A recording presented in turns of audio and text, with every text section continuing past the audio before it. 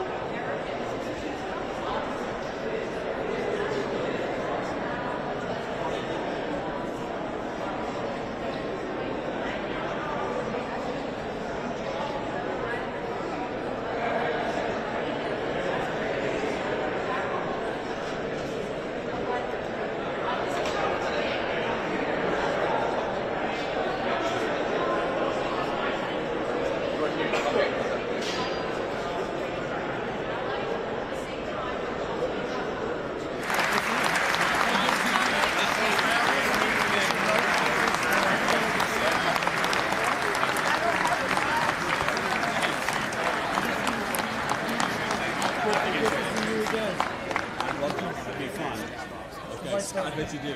What's up? Good to see you.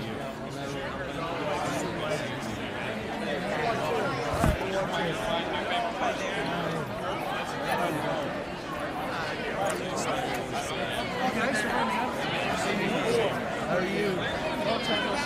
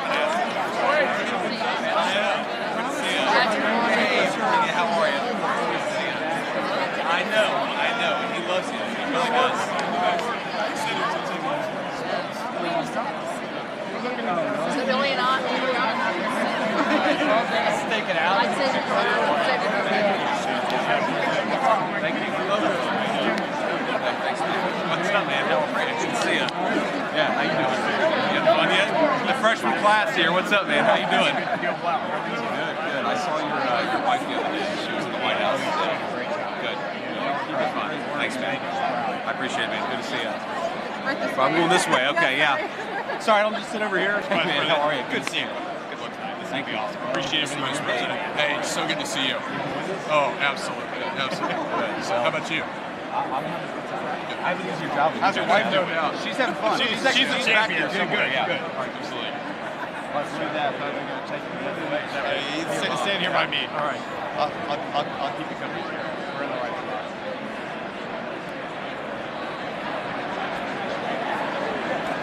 Yeah. I think actually that's the only thing. I think it probably got people on the line.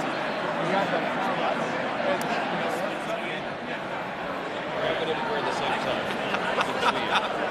Well, we could have coordinated, I guess, but man, this is, I gotta be honest with you.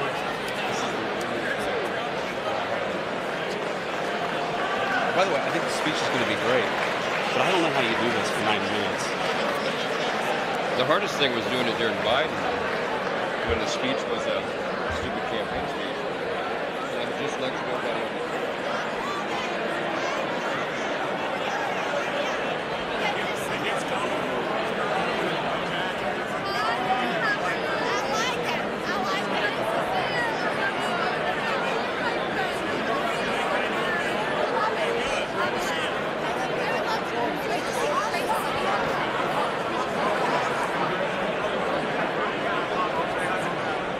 Hi, Tyler. Hey, Ashley, Moody, good to see you.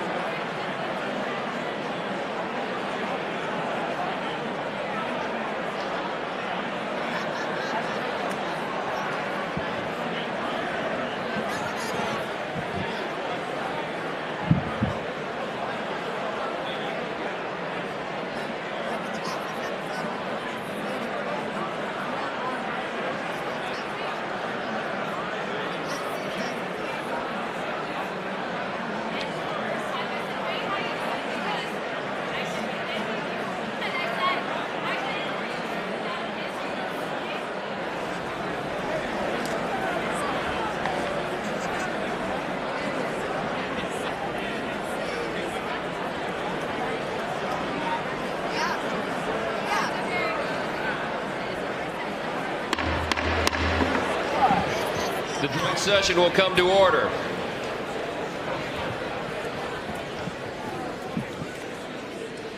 The chair appoints as members of the committee on the part of the House to escort the President of the United States into the chamber the following: the gentleman from Louisiana, Mr. Scalise; the gentleman from Minnesota, Mr. Emmer; the gentlewoman from Michigan, Mrs. McClain; the gentleman from North Carolina, Mr. Hudson; the gentleman from Pennsylvania, Mr. Reschenthaler; the gentleman from Utah, Mr. Moore; the gentlewoman from Indiana, Mrs. Houchin; the gentleman from Oklahoma, Mr. Hearn; the gentleman from New York, Mr. Jeffries; the gentlewoman from Massachusetts, Ms. Clark; the gentleman from California, Mr. Aguilar; the gentleman from California, Mr. Liu; the gentleman from Colorado, Mr. Neguse; the gentlewoman from Washington, Ms. Delbene; the gentlewoman from Michigan, Mrs. Dingell. The President of the Senate, at the direction of that body, appoints the following senators as members of the committee on the part of the Senate to escort the President of the United States into the House chamber: the Senator from South Dakota, Mr. Thune; the Senator from Wyoming, Mr. Barrasso; the Senator from Arkansas, Mr. Cotton; the Senator from Oklahoma, Mr. Lankford; the Senator from West Virginia, Mrs. Capito; the Senator from South Carolina, Mr. Scott; the Senator from New York, Mr. Schumer; the Senator from Illinois, Mr. Durbin; the Senator from Minnesota, Ms. Klobuchar; the Senator from New Jersey, Mr. Booker; the Senator from Wisconsin, Ms. Baldwin. The members of the escort committee will exit the chamber through the lobby doors.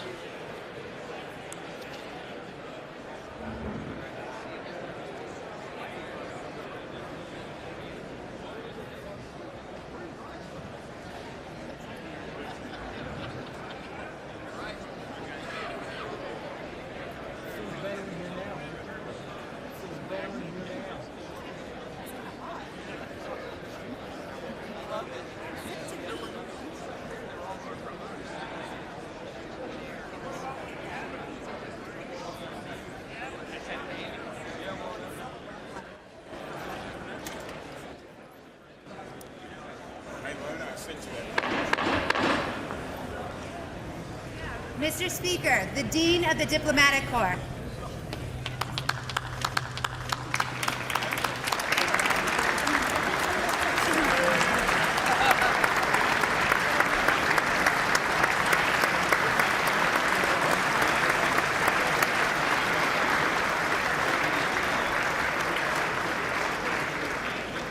Mr. Speaker, Jonathan Jackson.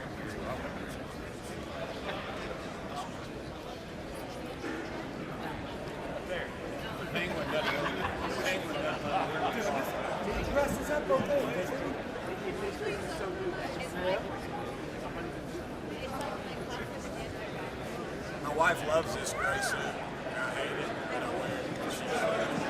She'll see me on TV. I'm a blazer, man.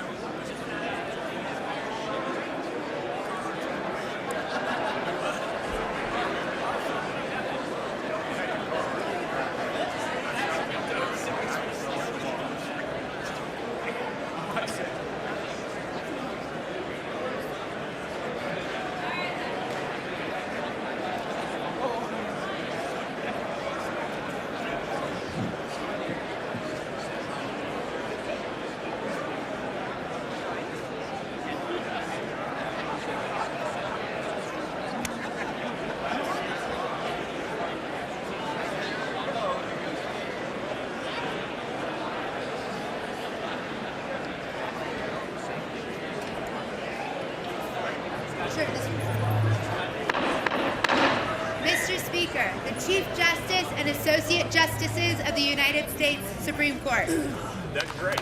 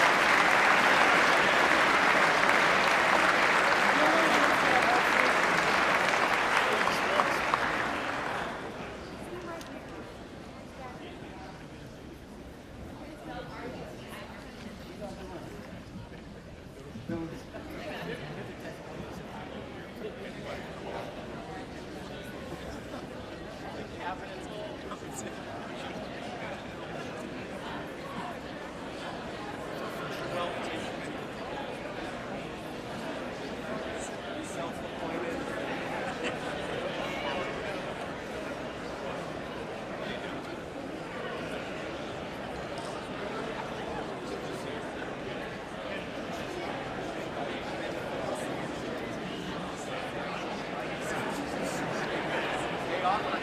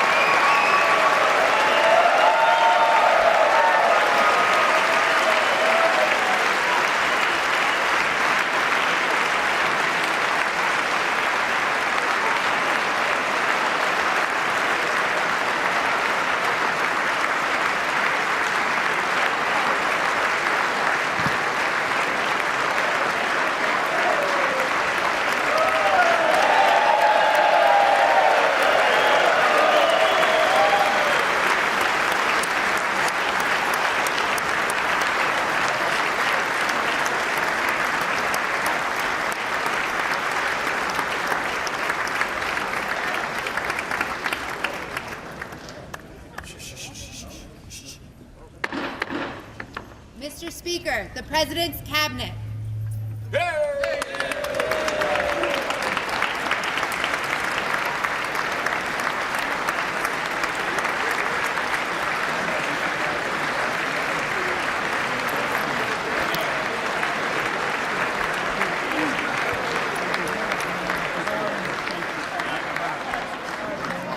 That's true. I should have done better.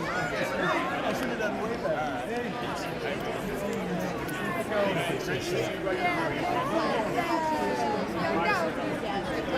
Secretary, can't wait to connect with you. We have so much to talk about. Yes.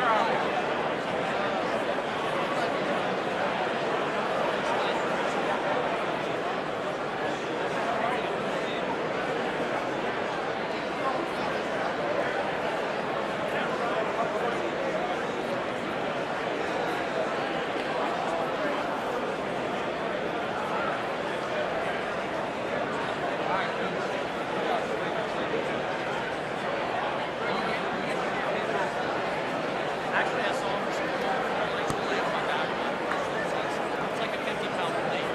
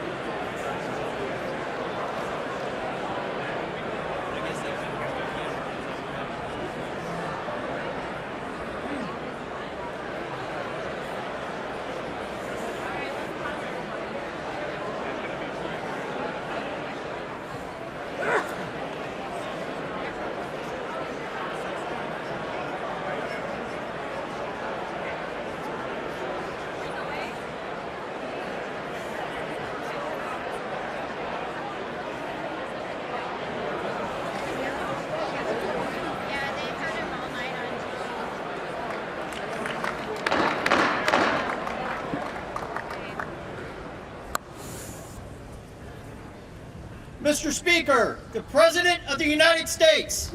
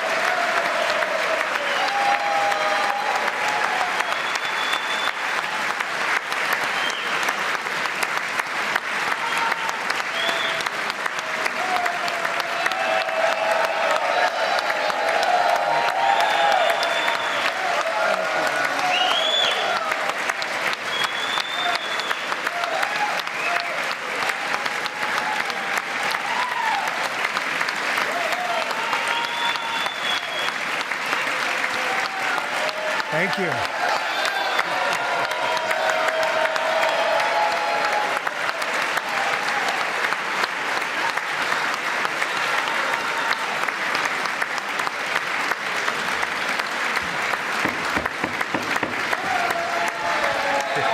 Thank you very much. Thank you very much. It's a great honor. Thank you very much. Speaker Johnson, Vice President Vance, the First Lady of the United States,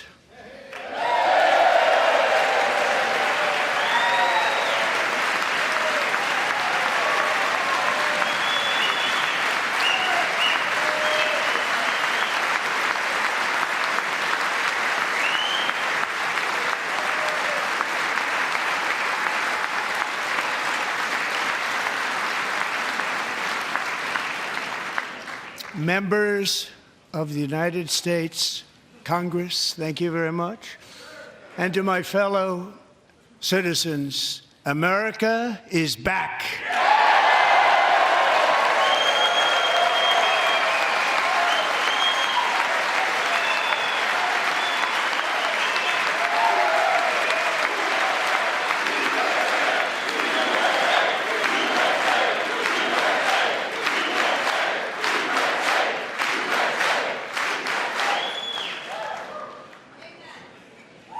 6 weeks ago, I stood beneath the dome of this Capitol and proclaimed the dawn of the golden age of America.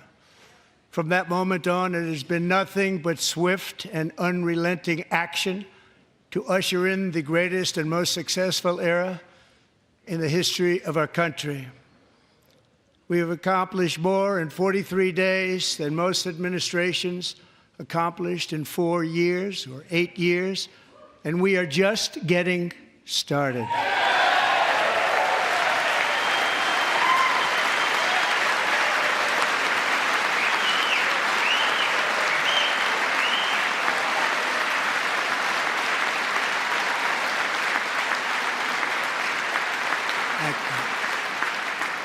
I return to this chamber tonight to report that America's momentum is back, our spirit is back, our pride is back, our confidence is back, and the American dream is surging bigger and better than ever before.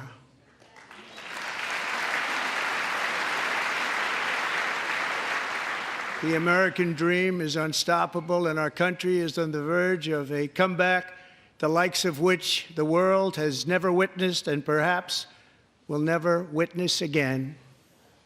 There's never been anything like it. The presidential election of November 5th was a mandate like has not been seen in many decades. We won all 7 swing states, giving us an electoral college victory of 312 votes.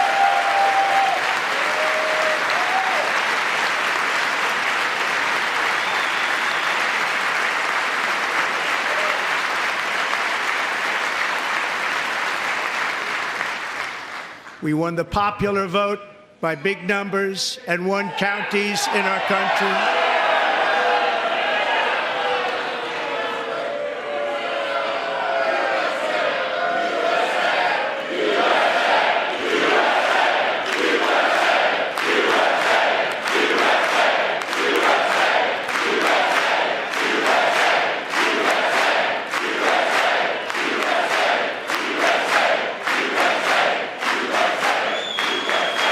And won counties in our country, 2,700 to 525, on a map that reads almost completely red for Republican.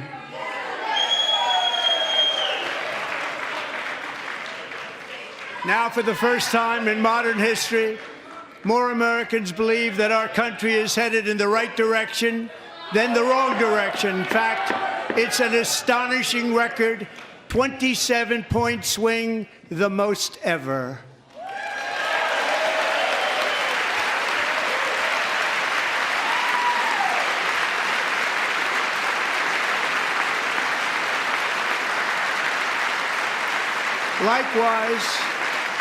Small business optimism saw its single largest one-month gain ever recorded, a 41-point jump.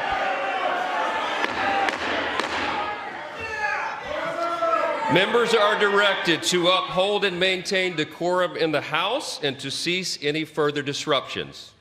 That's your warning.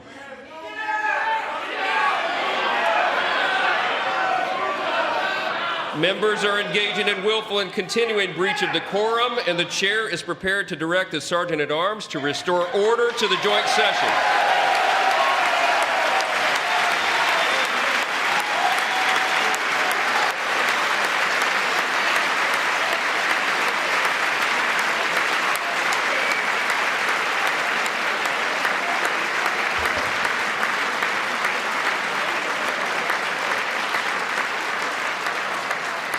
Mr. Green, take your seat. Take your seat, sir. Take your seat. Finding that members continue to engage in willful and concerted disruption of proper decorum, the chair now directs the Sergeant-at-Arms to restore order. Remove this gentleman from the chamber.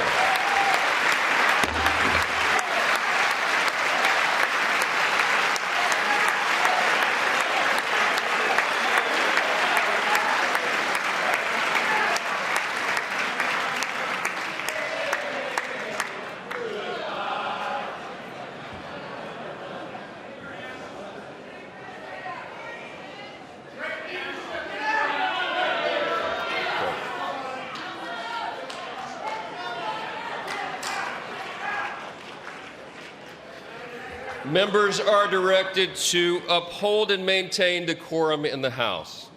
Mr. President, you continue. Thank you. Over the past 6 weeks, I have signed nearly 100 executive orders and taken more than 400 executive actions, a record to restore common sense, safety, optimism, and wealth all across our wonderful land. The people elected me to do the job, and I'm doing it.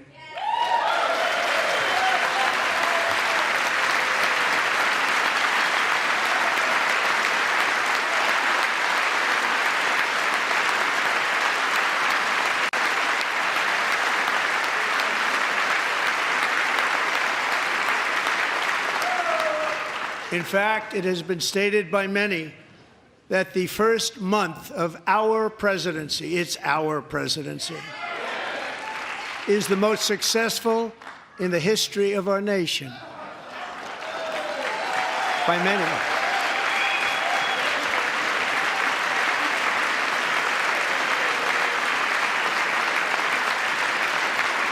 And what makes it even more impressive is that, do you know who number 2 is?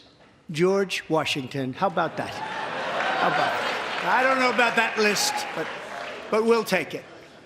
Within hours of taking the oath of office, I declared a national emergency on our southern border, and I deployed the U.S. military and Border Patrol to repel the invasion of our country.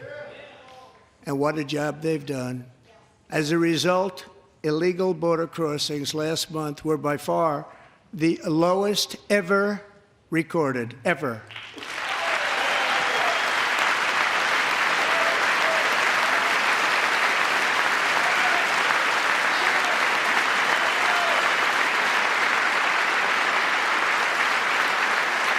They heard my words and they chose not to come. Much easier that way. In comparison, under Joe Biden, the worst president in American history, there were hundreds of thousands of illegal crossings a month, and virtually all of them, including murderers, drug dealers, gang members, and people from mental institutions and insane asylums, were released into our country. Who would want to do that? This is my 5th such speech to Congress. And once again, I look at the Democrats in front of me, and I realize there is absolutely nothing I can say to make them happy or to make them stand or smile or applaud. Nothing I can do. I could find a cure to the most devastating disease, a disease that would wipe out entire nations, or announce the answers to the greatest economy in history or the stoppage of crime to the lowest levels ever recorded. And these people sitting right here will not clap, will not stand, and certainly will not cheer for these astronomical achievements. They won't do it, no matter what. Five times I've been up here. It's very sad, and it just shouldn't be this way.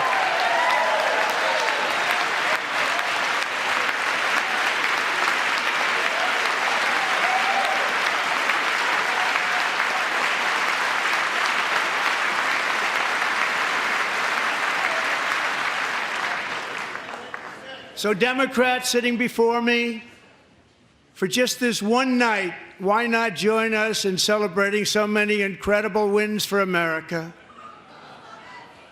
For the good of our nation, let's work together and let's truly make America great again.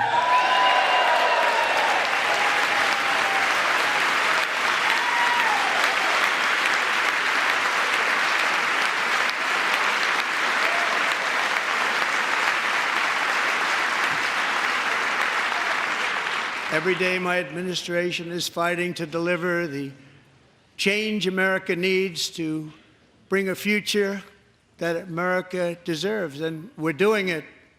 This is a time for big dreams and bold action. Upon taking office, I imposed an immediate freeze on all federal hiring, a freeze on all new federal regulations, and a freeze on all foreign aid.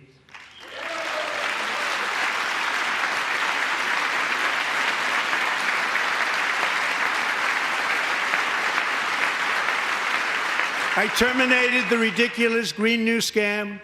I withdrew from the unfair Paris Climate Accord, which was costing us trillions of dollars that other countries were not paying. I withdrew from the corrupt World Health Organization.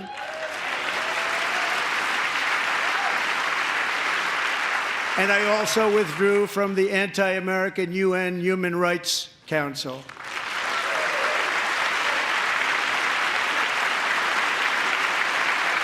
We ended all of Biden's environmental restrictions that were making our country far less safe and totally unaffordable. And importantly, we ended the last administration's insane electric vehicle mandate, saving our auto workers and companies from economic destruction.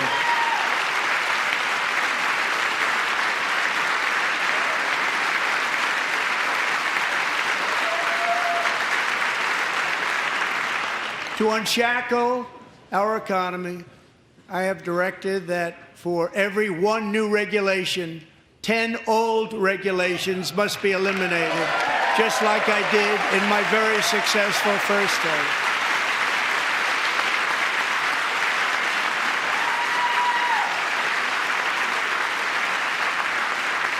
And in that first term, we set records on ending unnecessary rules and regulations like no other president had done before. We ordered all federal workers to return to the office. They will either show up for work in person or be removed from their job.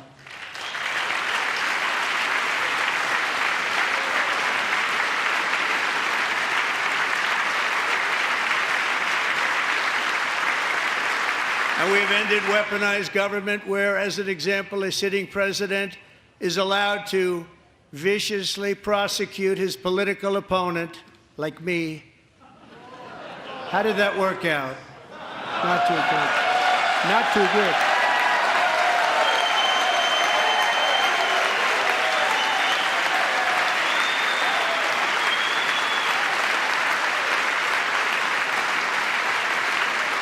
And I have stopped all government censorship and brought back free speech in America. It's back.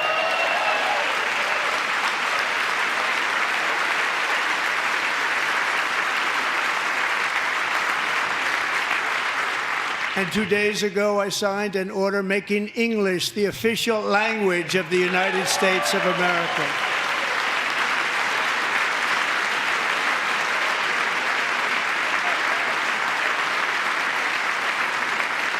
I renamed the Gulf of Mexico the Gulf of America.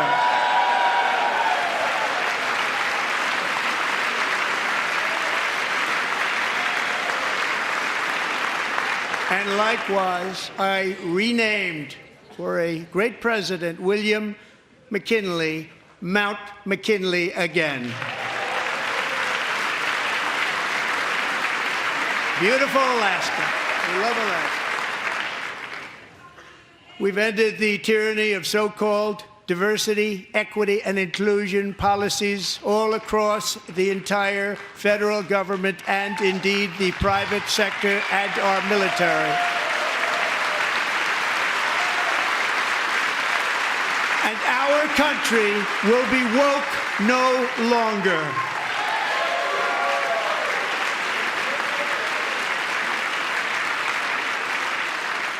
We believe that whether you are a doctor, an accountant, a lawyer, or an air traffic controller, you should be hired and promoted based on skill and competence, not race or gender. Very important.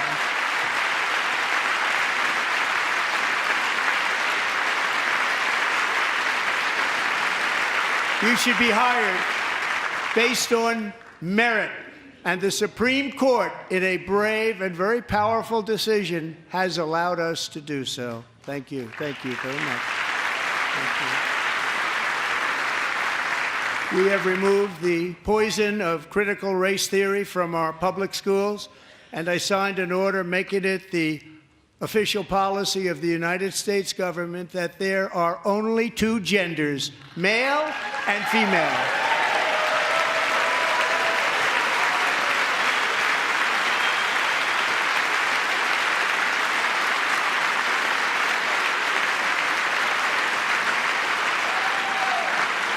I also signed an executive order to ban men from playing in women's sports.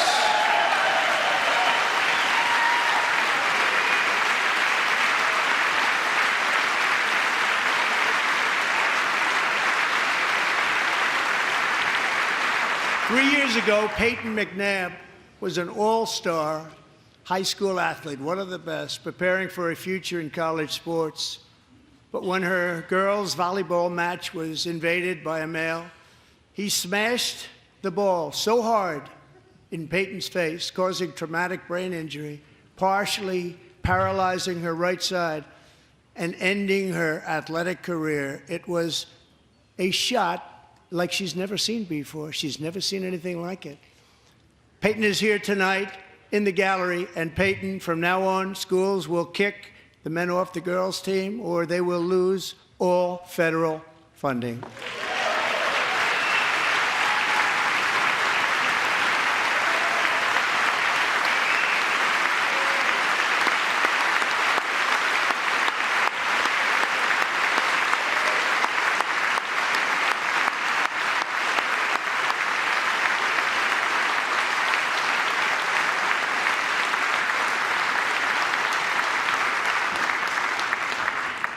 And if you really want to see numbers, just take a look at what happened in the women's boxing, weightlifting, track and field, swimming, or cycling, where a male recently finished a long-distance race 5 hours and 14 minutes ahead of a woman for a new record by 5 hours.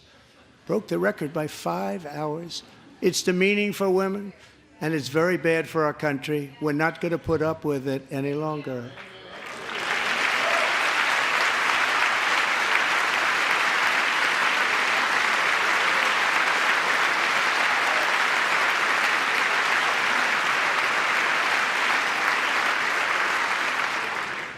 What I have just described is only a small fraction of the common sense revolution that is now, because of us, sweeping the entire world. Common sense has become a common theme, and we will never go back. Never. Never going to let that happen. Among my very highest priorities is to rescue our economy and get dramatic and immediate relief to working families. As you know, we inherited from the last administration an economic catastrophe and an inflation nightmare. Their policies drove up energy prices, pushed up grocery costs, and drove the necessities of life out of reach for millions and millions of Americans. They've never had anything like it. We suffered the worst inflation in 48 years, but perhaps even in the history of our country. They're not sure. As president, I'm fighting every day to reverse this damage and make America affordable again.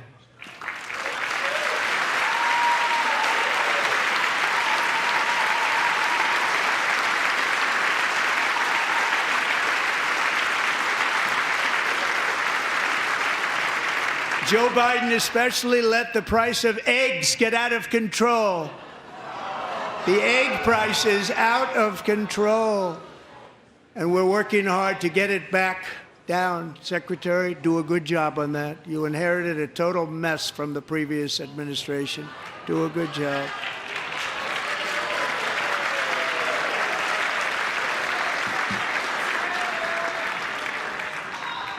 A major focus of our fight to defeat inflation is rapidly reducing the cost of energy.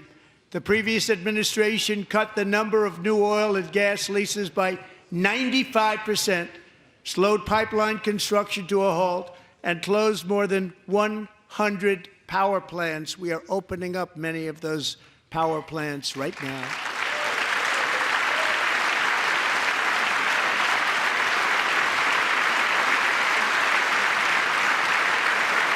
And frankly, we have never seen anything like it. That's why on my first day in office, I declared a national energy emergency. As you've heard me say many times, we have more liquid gold under our feet than any nation on earth, and by far. And now I fully authorize the most talented team ever assembled to go and get it. It's called Drill, Baby, Drill.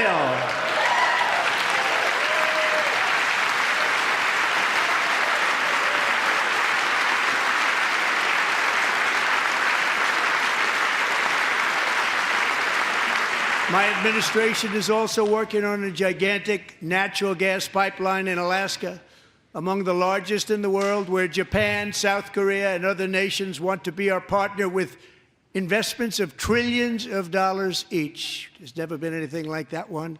It will be truly spectacular. It's all set to go. The permitting is gotten. And later this week, I will also take historic action to dramatically expand production of critical minerals and rare earths here in the USA.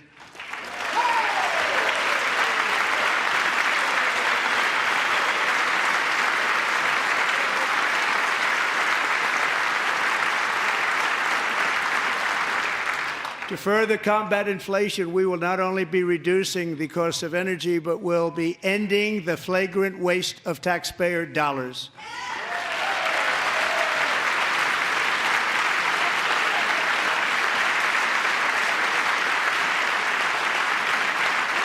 And to that end, I have created the brand new Department of Government Efficiency, DOGE. Perhaps you've heard of it. Perhaps.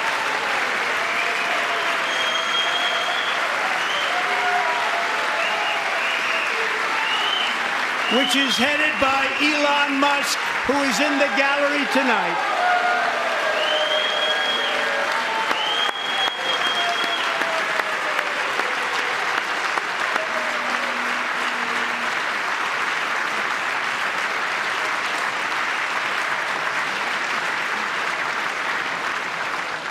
Thank you, Elon. He's working very hard. He didn't need this. He didn't need this. Thank you very much. We appreciate it. Everybody here, even this side, appreciates it, I believe. They just don't want to admit that. Just listen to some of the appalling waste we have already identified. $22 billion from HHS to provide free housing and cars for illegal aliens. $45 million for diversity, equity, and inclusion scholarships in Burma. $40 million to improve the social and economic inclusion of sedentary migrants. Nobody knows what that is. $8 million to promote LGBTQI+ in the African nation of Lesotho, which nobody has ever heard of. $60 million for indigenous peoples and Afro-Colombian empowerment in Central America. $60 million. $8 million for making mice transgender. This is real. $32 million for a left-wing propaganda operation in Moldova. $10 million for male circumcision in Mozambique. $20 million for the Arab Sesame Street in the Middle East. It's a program. $20 million for a program. $1.9 billion to recently created Decarbonization of Homes Committee, headed up, and we know she's involved. Just at the last moment, the money was passed over by a woman named Stacey Abrams. Have you ever heard of her? A $3.5 million consulting contract for lavish fish monitoring. $1.5 million for voter confidence in Liberia. $14 million for social cohesion in Mali. $59 million for illegal alien hotel rooms in New York City. He's a real estate developer. He's done very well. $250,000 to increase vegan local climate action innovation in Zambia. $42 million for social and behavior change in Uganda. $14 million for improving public procurement in Serbia. $47 million for improving learning outcomes in Asia. Asia's doing very well with learning. We know what we're doing. We should use it ourselves. And $101 million for DEI contracts at the Department of Education, the most ever paid, nothing even like it. Under the Trump administration, all of these scams, and they're far worse, but I didn't think it was appropriate to talk about them. They're so bad. Many more have been found out and exposed and swiftly terminated by a group of very intelligent, mostly young people, headed up by Elon, and we appreciate it. We found hundreds of billions of dollars of fraud.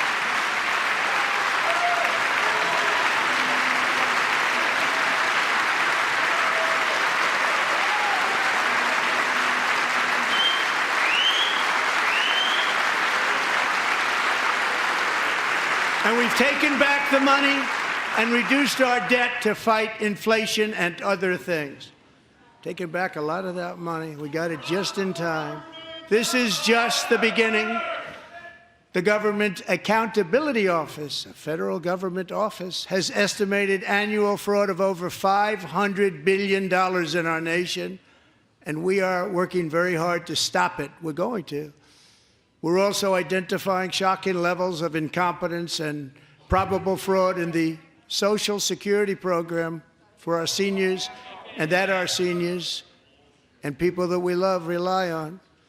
Believe it or not, government databases list 4.7 million Social Security members from people aged 100 to 109 years old.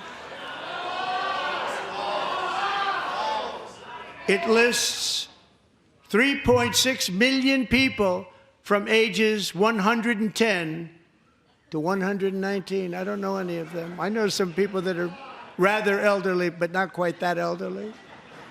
3.47 million people from ages 120 to 129. 3.9 million people from ages 130 to 139. 3.5 million people from ages 140 to 149. And money is being paid to many of them, and we're searching right now. In fact, Pam, good luck. Good luck. You're going to find it. But a lot of money is paid out to people because it just keeps getting paid, and nobody does, and it really hurts Social Security and hurts our country. 1.3 million people from ages 150 to 159, and over 130,000 people, according to the Social Security databases, are age over 160 years old. We have a healthier country than I thought, Bobby.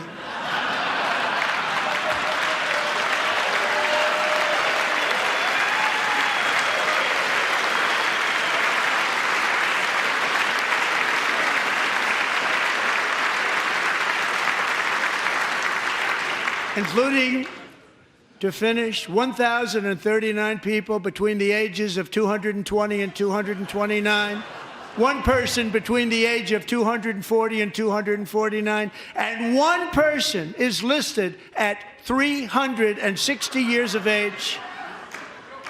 More than 100 years older than our country. But we're going to find out where that money's going, and it's not going to be pretty. By slashing all of the fraud, waste, and theft we can find, we will defeat inflation, bring down mortgage rates, lower car payments and grocery prices, protect our seniors, and put more money in the pockets of American families.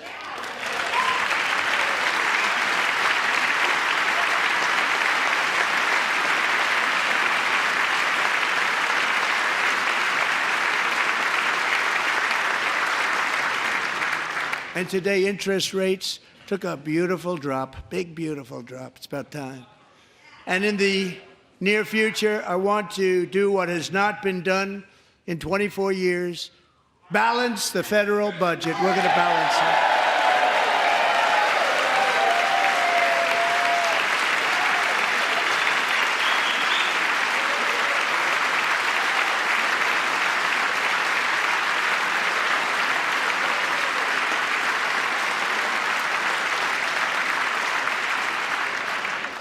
With that goal in mind, we have developed in great detail what we are calling the Gold Card, which goes on sale very, very soon. For $5 million, we will allow the most successful job-creating people from all over the world to buy a path to U.S. citizenship. It's like the green card, but better and more sophisticated. And these people will have to pay tax in our country. They won't have to pay tax from where they came. The money that they've made, you wouldn't want to do that, but they have to pay tax, create jobs. They'll also be taking people out of colleges and paying for them so that we can keep them in our country instead of having them being forced out. Number one, at the top school, as an example, being forced out and not being allowed to stay and create tremendous numbers of jobs and great success for a company out there. So while we take out the criminals, killers, traffickers, and child predators who are allowed to enter our country under the open border policy of these people, the Democrats, the Biden administration, the open border insane policies that you've allowed to destroy our country, we will now bring in brilliant, hardworking, job-creating people. They're going to pay a lot of money, and we're going to reduce our debt with that money.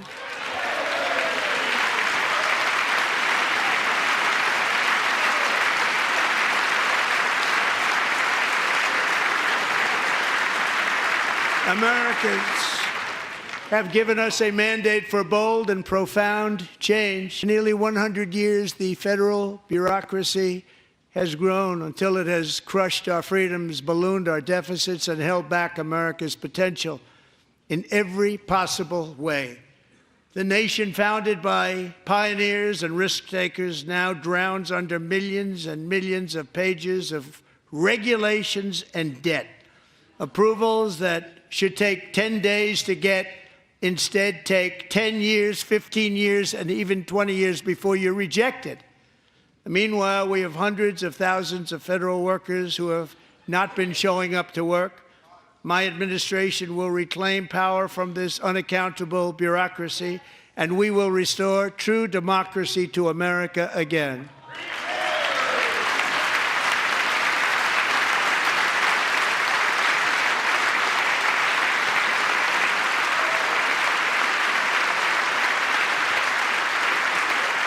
And that any federal bureaucrat who resists this change will be removed from office immediately. Because we are draining the swamp. It's very simple. And the days of rule by unelected bureaucrats are over.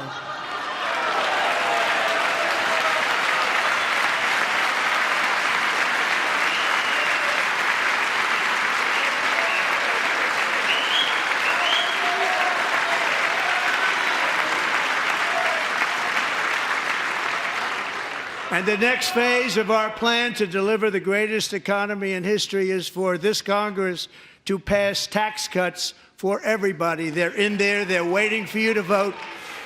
And I'm sure that the people on my right, I don't mean the Republican right, but my right here, I'm sure you're going to vote for those tax cuts, because otherwise I don't believe the people will ever vote you into office. So I'm doing you a big favor by telling you that. But I know this group is going to be voting for the tax.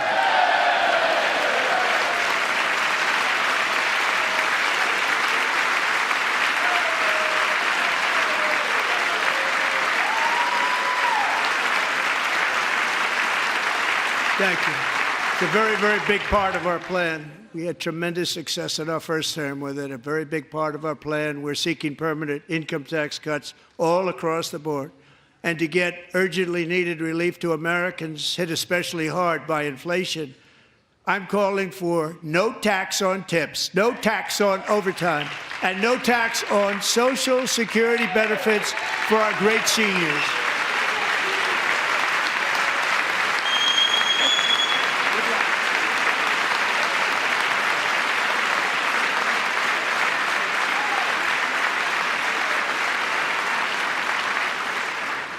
And I also want to make interest payments on car loans tax deductible, but only if the car is made in America.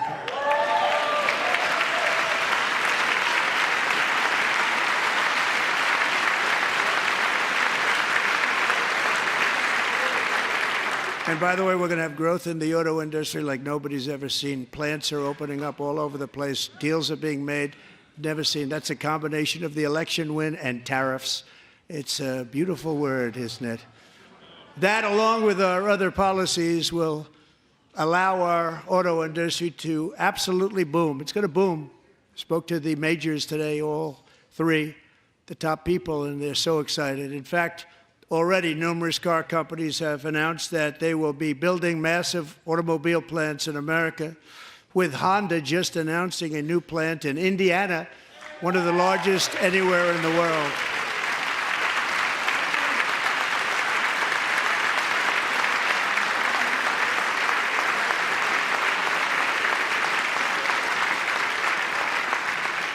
And this has taken place since our great victory on November 5th, a date which will hopefully go down as one of the most important in the history of our country.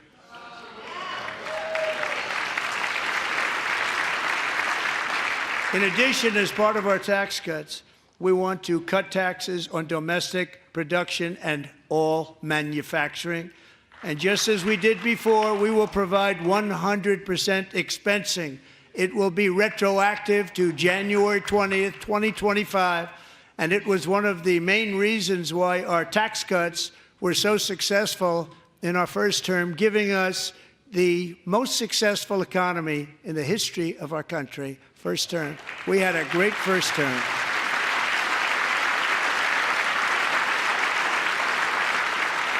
If you don't make your product in America, however, under the Trump administration, you will pay a tariff, and in some cases, a rather large one. Other countries have used tariffs against us for decades, and now it's our turn to start using them against those other countries. On average, the European Union, China, Brazil, India, Mexico, and Canada, have you heard of them? And countless other nations charge us tremendously higher tariffs than we charge them. It's very unfair. India charges us auto tariffs higher than 100%. China's average tariff on our products is twice what we charge them. And South Korea's average tariff is 4 times higher. Think of that, 4 times higher. And we give so much help militarily and in so many other ways to South Korea, but that's what happens. This is happening by friend and foe. This system is not fair to the United States and never was, and so on April 2nd, I wanted to make it April 1st, but I didn't want to be accused of April Fool's Day. That's not, just one day cost us a lot of money. But we're going to do it in April. I'm a very superstitious person. April 2nd, reciprocal tariffs kick in. And whatever they tariff us, other countries, we will tariff them. That's reciprocal, back and forth. Whatever they tax us, we will tax them. If they do non-monetary tariffs to keep us out of their market, then we will do non-monetary barriers to keep them out of our market. There's a lot of that, too. They don't even allow us in their market. We will take in trillions and trillions of dollars and create jobs like we have never seen before. I did it with China, and I did it with others, and the Biden administration couldn't do anything about it because there was so much money they couldn't do anything about it. We have been ripped off for decades by nearly every country on earth, and we will not let that happen any longer.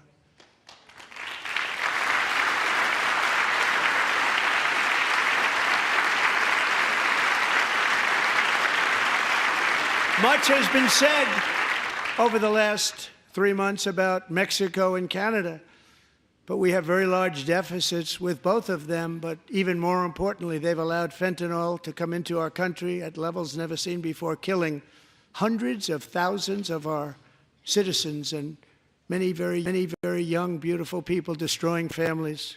Nobody's ever seen anything like it. They are, in effect, receiving subsidies of hundreds of billions of dollars. We pay subsidies to Canada and to Mexico of hundreds of billions of dollars, and the United States will not be doing that any longer. We're not going to do it any longer.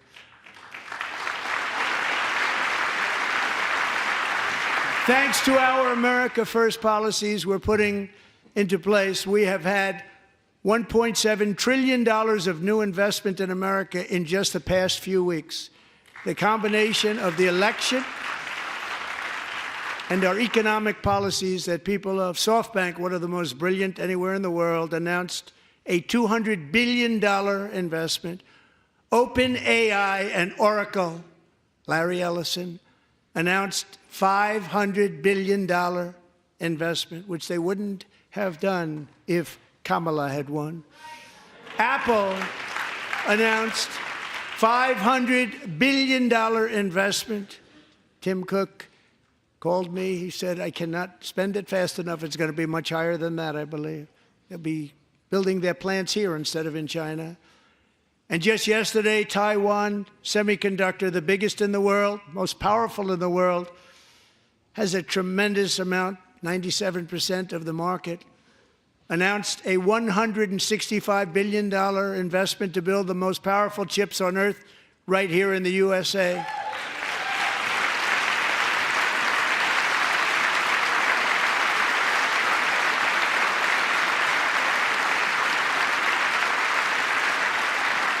And we're not giving them any money. Your CHIPS Act is a horrible, horrible thing. We give hundreds of billions of dollars, and it doesn't mean a thing. They take our money and they don't spend it. All that meant to them, we're giving them no money. All that was important to them was they didn't want to pay the tariffs, so they came and they're building, and many other companies are coming. We don't have to give them money. We just want to protect our businesses and our people. And they will come because they won't have to pay tariffs if they build in America. So it's very amazing. You should get rid of the CHIP Act, and whatever's left over, Mr. Speaker, you should use it to reduce debt or any other reason you want to.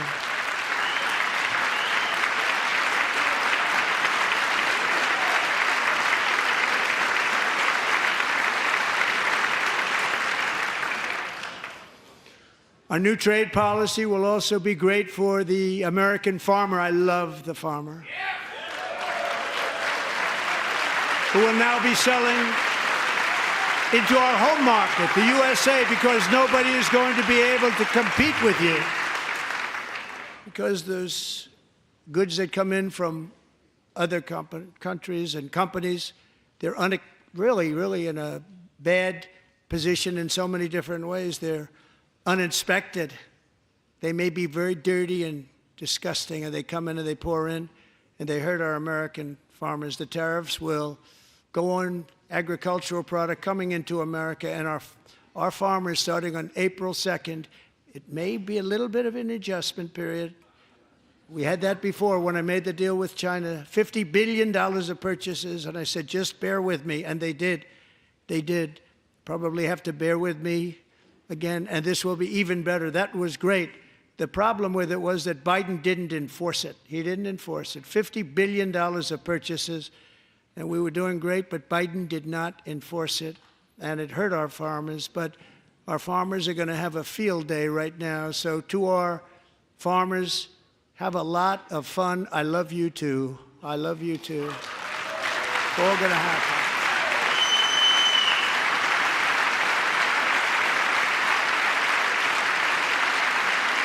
And I have also imposed a 25% tariff on foreign aluminum, copper, lumber, and steel, because if we don't have, as an example, steel and lots of other things, we don't have a military, and frankly, we just won't have a country very long. Here today is a proud American steelworker, fantastic person from Decatur, Alabama, Jeff Denard. Has been working at the same steel plant for 27 years in a job that has allowed him to serve as the captain of his local volunteer fire department, raise 7 children with his beautiful wife, Nicole, and over the years provide a loving home for more than 40 foster children. So great, Jeff.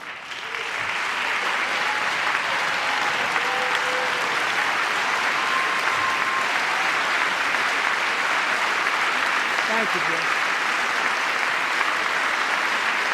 Thank you, Jeff.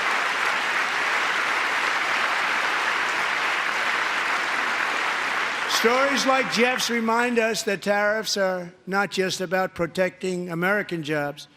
They're about protecting the soul of our country. Tariffs are about making America rich again and making America great again, and it's happening, and it will happen rather quickly. There'll be a little disturbance, but we're okay with that. It won't be much. No, you're not. Oh.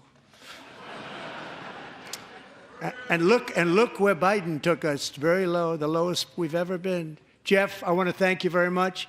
And I also want to recognize another person who has devoted herself to foster care community. She works so hard on it. A very loving person, our magnificent First Lady of the United States.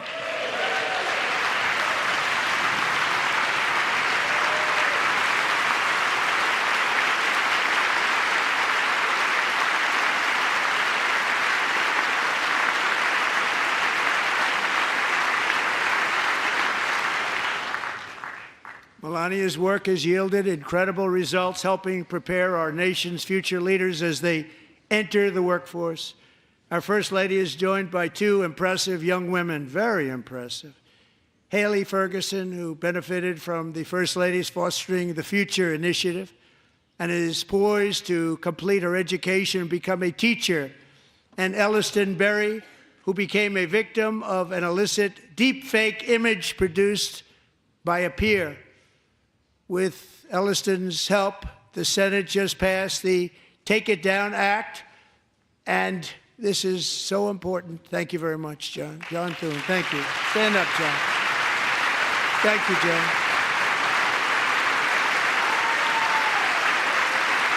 Thank you all very much.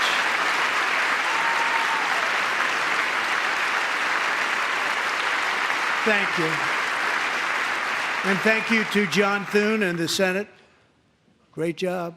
To criminalize the publication of such images online is a terrible, terrible thing. And once it passes the House, I look forward to signing that bill into law. Thank you. And I'm going to use that bill for myself, too, if you don't mind. Because nobody gets treated worse than I do online. Nobody. That's great. Thank you very much to the Senate. Thank you. But if we truly care about protecting Americans' children, no step is more crucial than securing America's borders. Over the past 4 years, 21 million people poured into the United States. Many of them were murderers, human traffickers, gang members, and other criminals from the streets of dangerous cities all throughout the world. Because of Joe Biden's insane and very dangerous open border policies, they are now strongly embedded in our country, but we are getting them out and getting them out fast.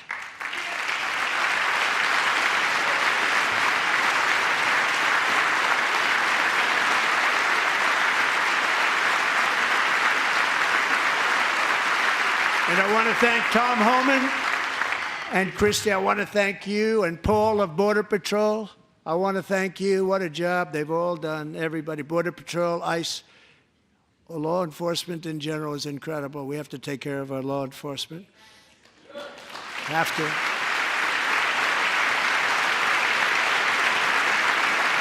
Last year,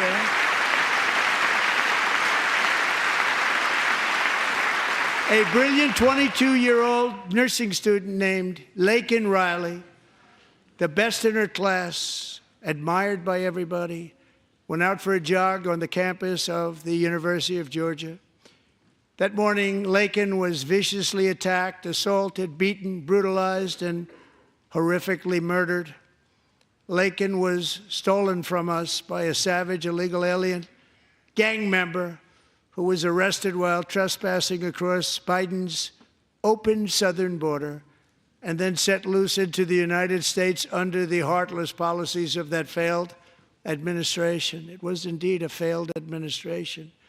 He had then been arrested and released in a Democrat-run sanctuary city, a disaster, before ending the life of this beautiful young angel. With us this evening are Laken's beloved mother, Allison, and her sister, Lauren.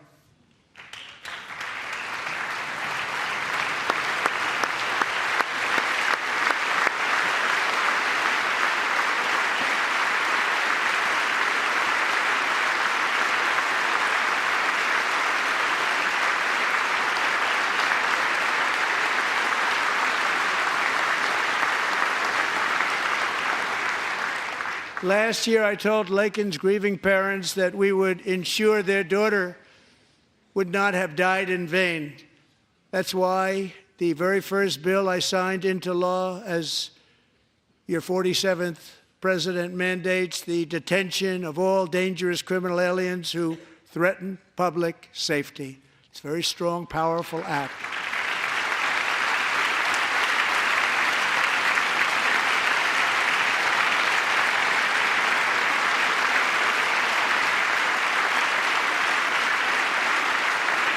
It's called the Laken-Riley Act.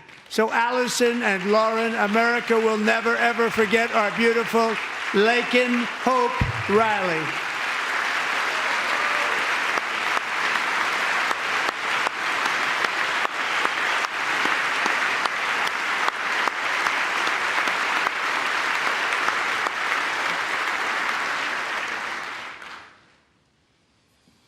Thank you very much. Since taking office, my administration has launched the most sweeping border and immigration crackdown in American history, and we quickly achieved the lowest numbers of illegal border crossers ever recorded. Thank you.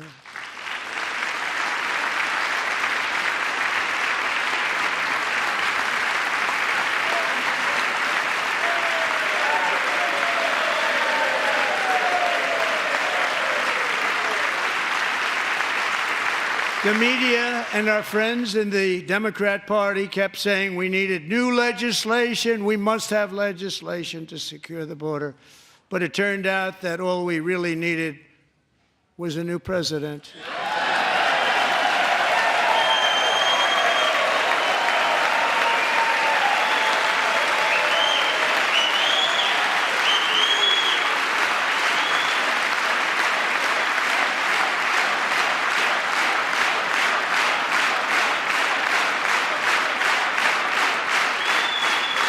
Thank you. Joe Biden didn't just open our borders, he flew illegal aliens over them to overwhelm our schools, hospitals, and communities throughout the country.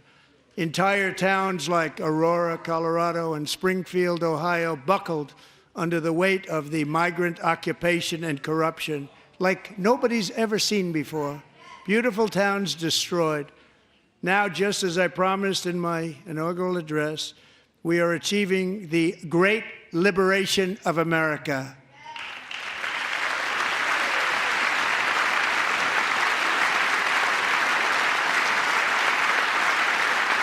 But there still is much work to be done. Here tonight is a woman I have gotten to know, Alexis Nungari from Houston. Wonderful woman. Last June, Alexis's 12-year-old daughter, her precious Jocelyn, walked to a nearby convenience store. She was kidnapped, tied up, assaulted for 2 hours under a bridge, and horrifically murdered. Arrested and charged with this heinous crime are 2 illegal alien monsters from Venezuela, released into America by the last administration through their ridiculous open border. The death of this beautiful 12-year-old girl and the agony of her mother and family touched our entire nation greatly.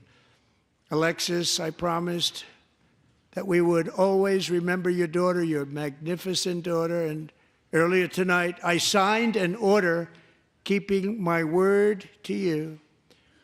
One thing I have learned about Jocelyn is that she loved animals so much. She loved nature. Across Galveston Bay, from where Jocelyn lived in Houston, you will find a magnificent national wildlife refuge, a pristine, peaceful, 34,000-acre sanctuary for all of God's creatures on the edge of the Gulf of America. Alexis, moments ago, I formally renamed that refuge in loving memory of your beautiful daughter, Jocelyn. So, Mr. Vice President, if you would, may I have the order?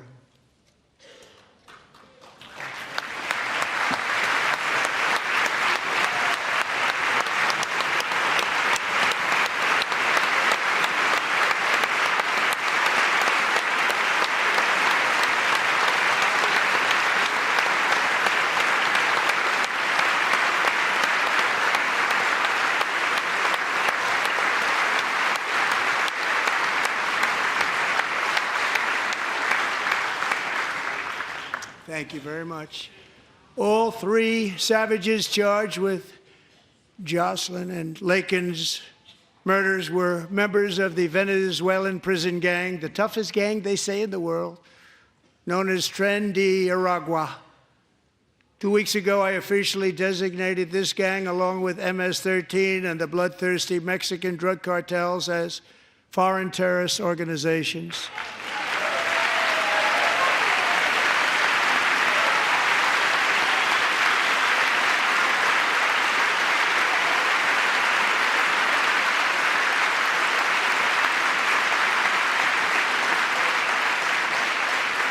They are now officially in the same category as ISIS, and that's not good for them.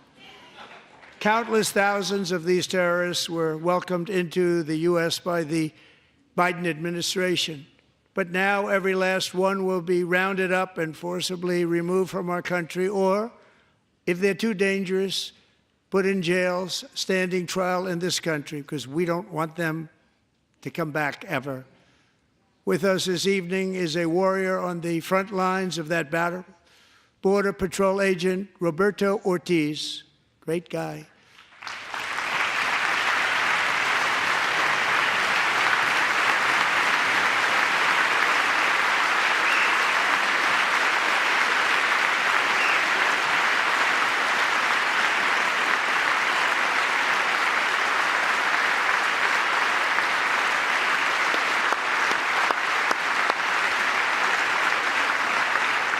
In January, Roberto and another agent were patrolling by the Rio Grande near an area known as Cartel Island. Doesn't sound too nice to me.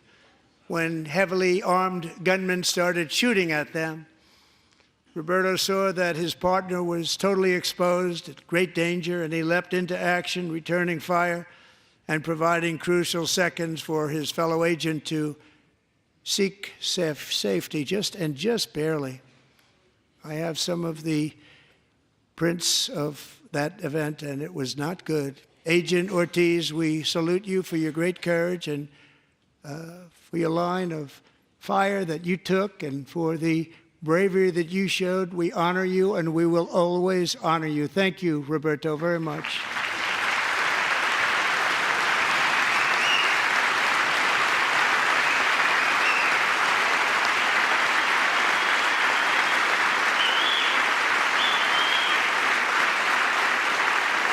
Thank you, Roberto. And I actually got to know him on my many calls to the border. He's a great gentleman. The territory to the immediate south of our border is now dominated entirely by criminal cartels that murder, rape, torture, and exercise total control. They have total control over a whole nation, posing a grave threat to our national security. The cartels are waging war in America, and it's time for America to wage war on the cartels, which we are doing.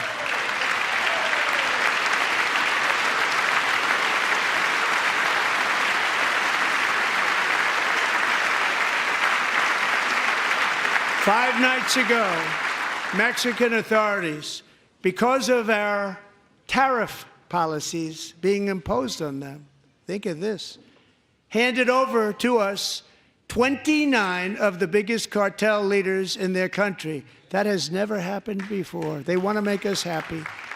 First time ever. But we need Mexico and Canada to do much more than they've done, and they have to stop the fentanyl and drugs pouring into the USA. They're going to stop it. I have sent Congress a detailed funding request laying out exactly how we will eliminate these threats to protect our homeland and complete the largest deportation operation in American history, larger even than current record holder, President Dwight D. Eisenhower, a moderate man, but someone who believed very strongly in borders. Americans expect Congress to send me this funding without delay so I can sign it into law. So, Mr. Speaker, John Thune, both of you, I hope you're going to be able to do that, Mr. Speaker. Thank you. Mr. Leader, thank you. Thank you very much. And let's get it to me. I'll sign it so fast, you won't even believe it.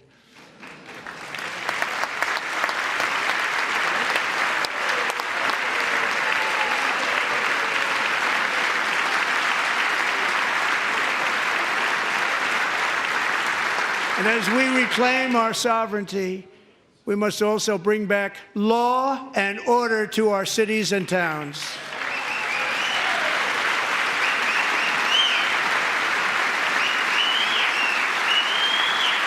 In recent years, our justice system has been turned upside down by radical left lunatics.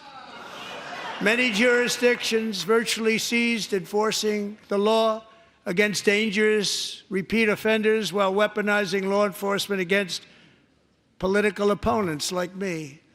My administration has acted swiftly and decisively to restore fair, equal, and impartial justice under the constitutional rule of law, starting at the FBI and the DOJ. Pam, good luck.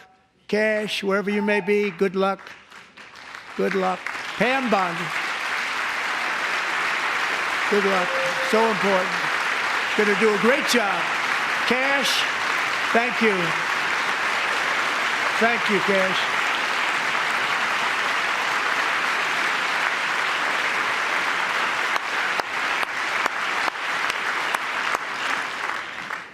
They've already started very strong. They're going to do a fantastic job. You're going to be very proud of them.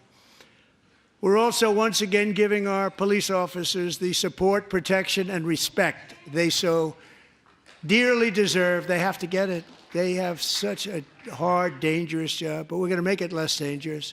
The problem is the bad guys don't respect the law, but they're starting to respect it, and they soon will respect it. This also includes our great fire departments throughout the country. Our firemen and women are unbelievable people, and I will never forget them.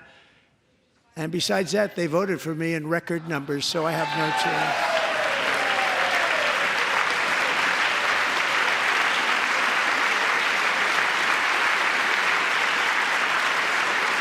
One year ago this month, 31-year-old New York police officer Jonathan Diller, unbelievably wonderful person and a great officer, was gunned down at a traffic stop on Long Island. I went to his funeral.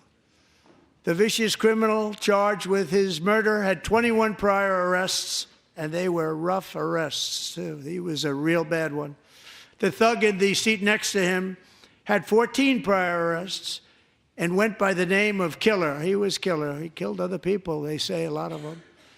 I attended Officer Diller's service, and when I met his wife and one-year-old son, Ryan, it was very inspirational, actually. His widow's name is Stephanie, and she is here tonight. Stephanie, thank you very much, Stephanie. Thank you very much.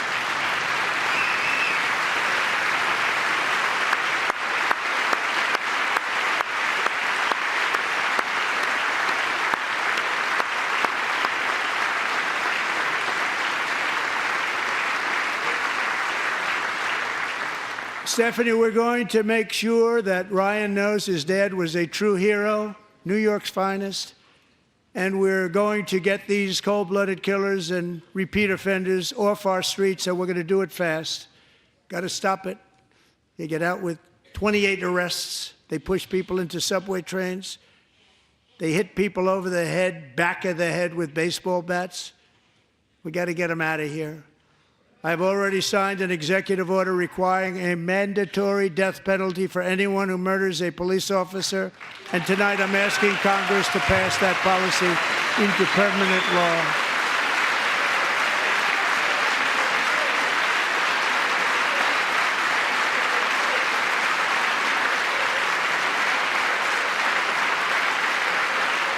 I'm also asking for a new crime bill getting tough on repeat offenders while enhancing protections for America's police officers so they can do their jobs without fear of their lives being totally destroyed.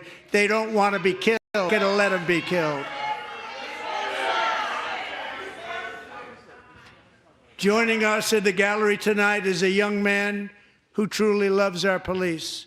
His name is DJ Daniel. He is 13 years old, and he has always dreamed of becoming a police officer.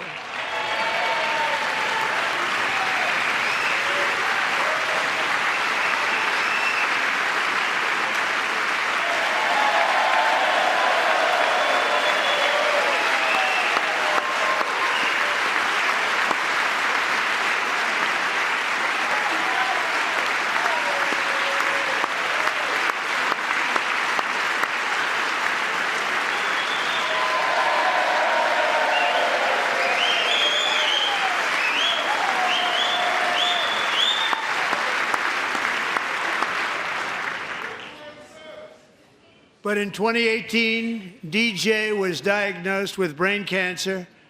The doctors gave him 5 months at most to live. That was more than 6 years ago.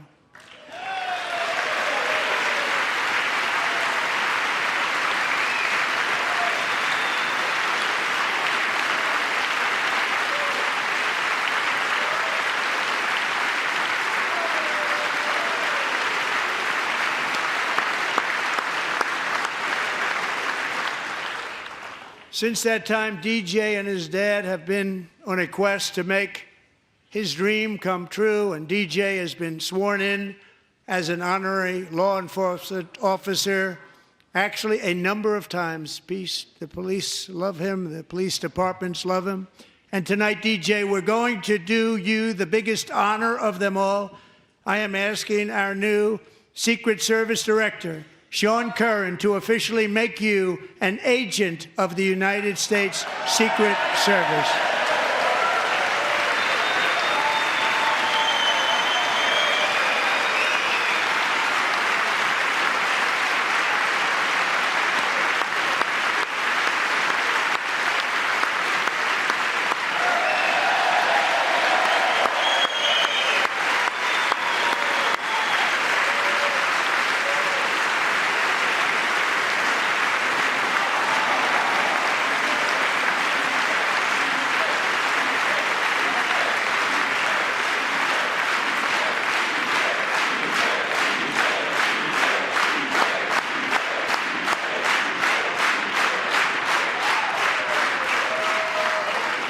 Thank you, DJ.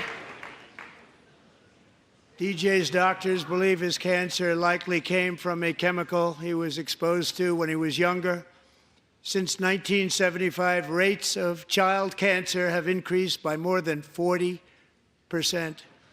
Reversing this trend is one of the top priorities for our new presidential commission to make America healthy again, chaired by our new Secretary of Health and Human Services, Robert F. Kennedy, Jr.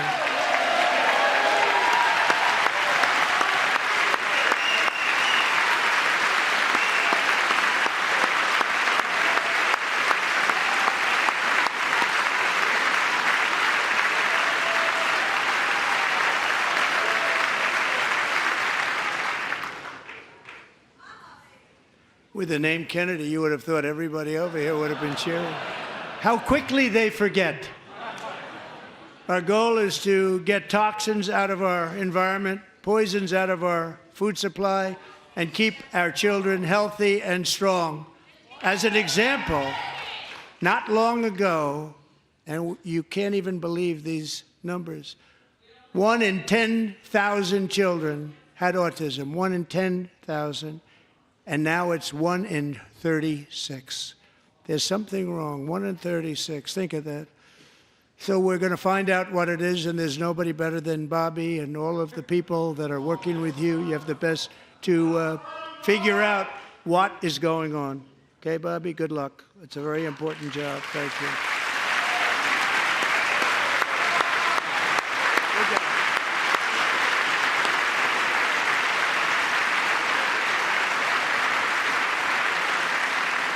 Thank you. My administration is also working to protect our children from toxic ideologies in our schools. A few years ago, January Littlejohn and her husband discovered that their daughter's school had secretly socially transitioned their 13-year-old little girl. Teachers and administrators conspired to deceive January and her husband while encouraging her daughter to use a new name and pronouns. They, them pronoun, actually, all without telling January, who is here tonight and is now a courageous advocate against this form of child abuse. January, thank you. Thank you. Thank you very much.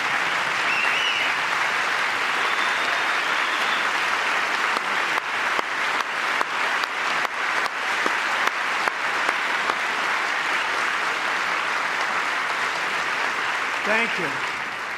Stories like this are why, shortly after taking office, I signed an executive order banning public schools from indoctrinating our children with transgender ideology.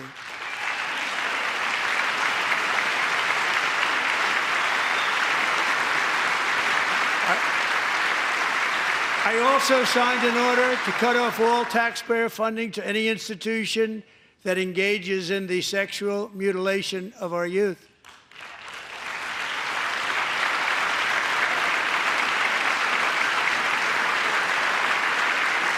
And now I want Congress to pass a bill permanently banning and criminalizing sex changes on children and forever ending the lie that any child is trapped in the wrong body. This is a big lie.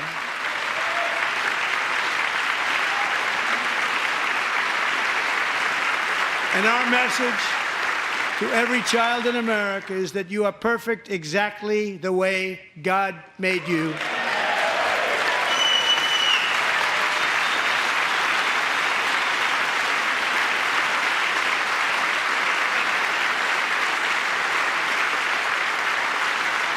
Because we're getting wokeness out of our schools and out of our military, and it's already out, and it's out of our society. We don't want it.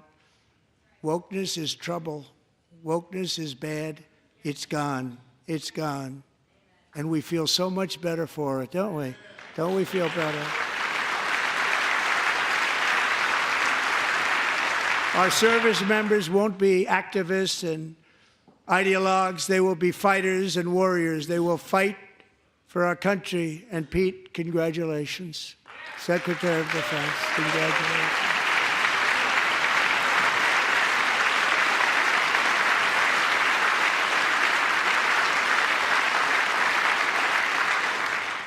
And he's not big into the woke movement, I can tell you. I know him well.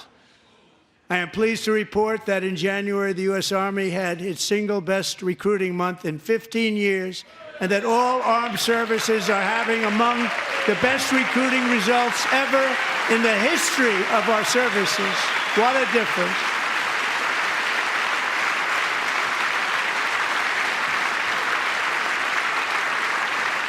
And you know, it was just a few months ago where the results were exactly the opposite. We couldn't recruit anywhere. We couldn't recruit.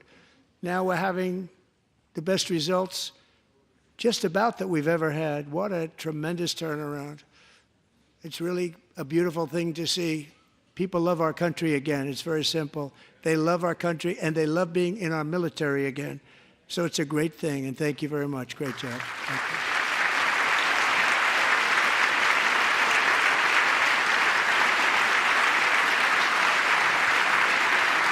you. We're joined tonight by a young man, Jason Hartley, who knows the weight of that call of duty. Jason's father, grandfather, and great-grandfather all wore the uniform. Jason tragically lost his dad, who was also a Los Angeles County Sheriff's deputy when he was just a boy, and now he wants to carry on the family legacy of service. Jason is a senior in high school, a 6-letter varsity athlete, a really good athlete, they say, a brilliant student with a 4.46, that's good, GPA. And his greatest dream is to attend the U.S. Military Academy at West Point.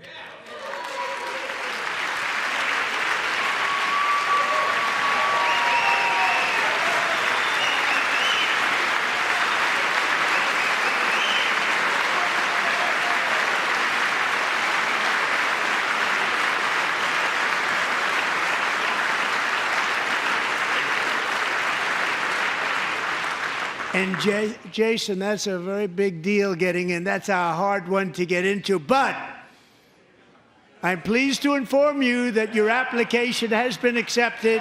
You will soon be joining the Corps of Cadets.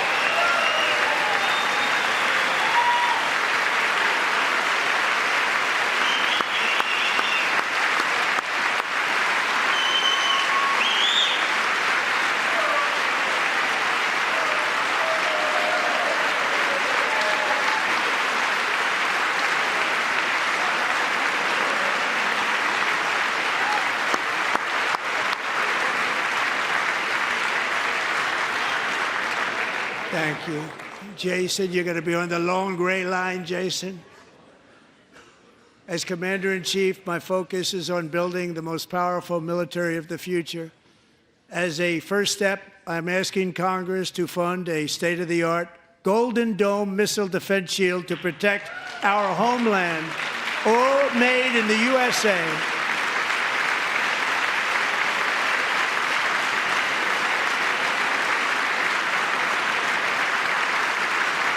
And Ronald Reagan wanted to do it long ago, but the technology just wasn't there, not even close. But now we have the technology. It's incredible, actually.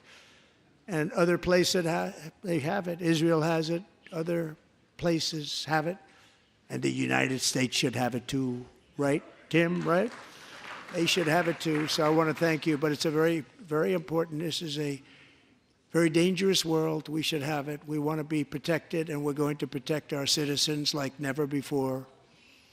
To boost our defense industrial base, we are also going to resurrect the American shipbuilding industry, including commercial shipbuilding and military shipbuilding.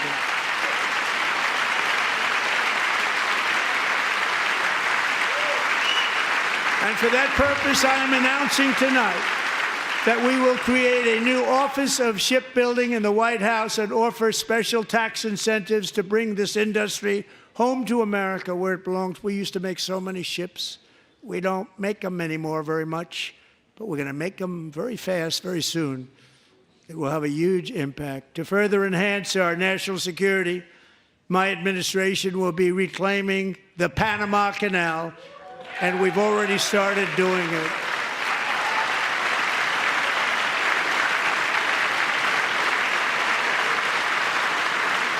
Just today, a large American company announced they are buying both ports around the Panama Canal and lots of other things having to do with the Panama Canal and a couple of other canals. The Panama Canal was built by Americans for Americans, not for others, but others could use it. But it was built at tremendous cost of American blood and treasure. 38,000 workers died building the Panama Canal. They died of malaria. They died of snake bites and mosquitoes. Not a nice place to work. They paid them very highly to go there, knowing there was a 25% chance that they would die. The most expensive project also that was ever built in our country's history, if you bring it up to modern day costs. It was given away by the Carter administration for $1, but that agreement has been violated very severely. We didn't give it to China. We gave it to Panama, and we're taking it back.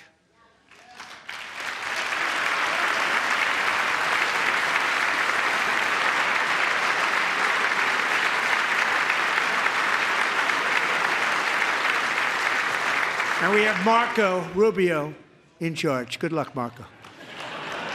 Now, we know who to blame if anything goes wrong. Marco's been amazing, and he's going to do a great job. Think of it. He got 100 votes. You know, he was approved with actually 99, but the 100th was this gentleman, and I feel very certain. So let's assume he got 100 votes. And I'm either very, very happy about that or I'm very concerned about it.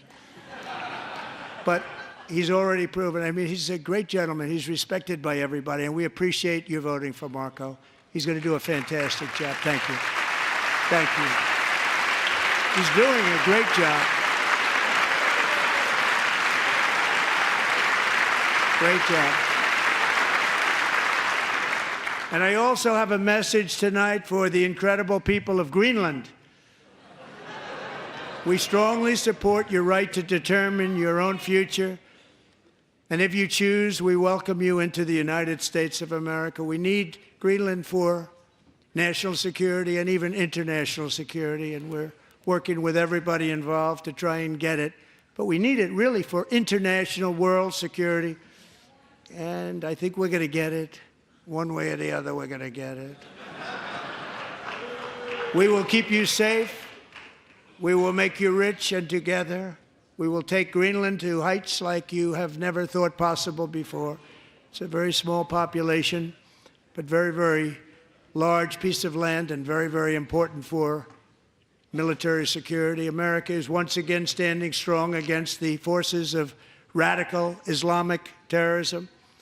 3.5 years ago, ISIS terrorists killed 13 American service members and countless others in the Abbey Gate bombing during the disastrous and incompetent withdrawal from Afghanistan.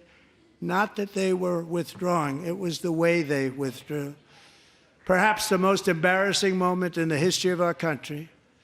Tonight, I am pleased to announce that we have just apprehended the top terrorist responsible for that atrocity, and he is right now on his way here to face the swift sword of American justice.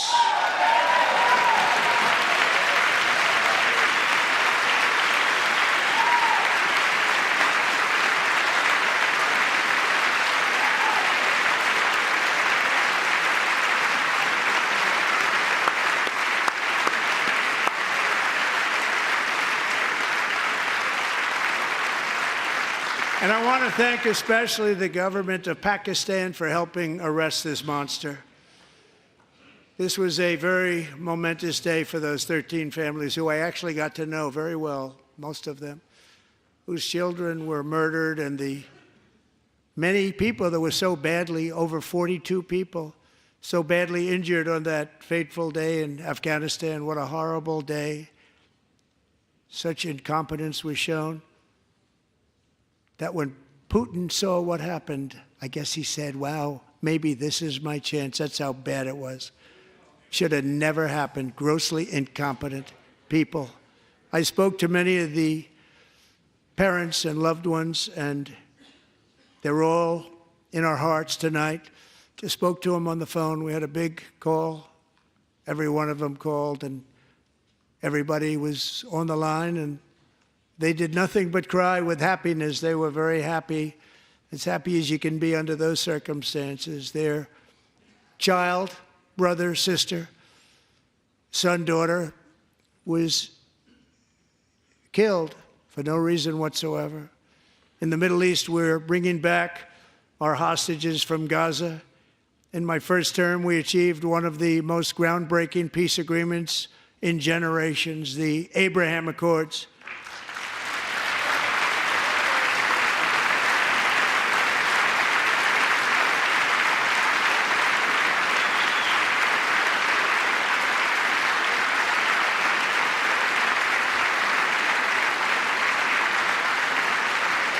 And now we're going to build on that foundation to create a more peaceful and prosperous future for the entire region. A lot of things are happening in the Middle East. People have been talking about that so much lately with everything going on with Ukraine and Russia. But a lot of things are happening in the Middle East. It's a rough neighborhood, actually. I'm also working tirelessly to end the savage conflict in Ukraine. Millions of Ukrainians and Russians have been needlessly killed or wounded in this horrific and brutal conflict with no end in sight. The United States has sent hundreds of billions of dollars to support Ukraine's defense with no security, with no anything.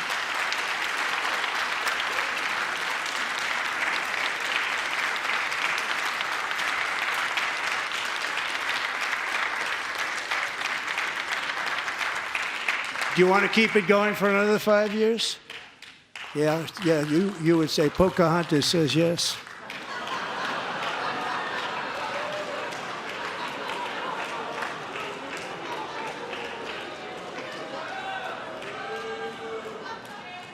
$2,000 people are being killed every single week. More than that. They're Russian young people. They're Ukrainian young people. They're not Americans. But I want it to stop. Meanwhile, Europe has sadly spent more money buying Russian oil and gas than they have spent on defending Ukraine, by far. Think of that. They've spent more buying Russian oil and gas than they have defending.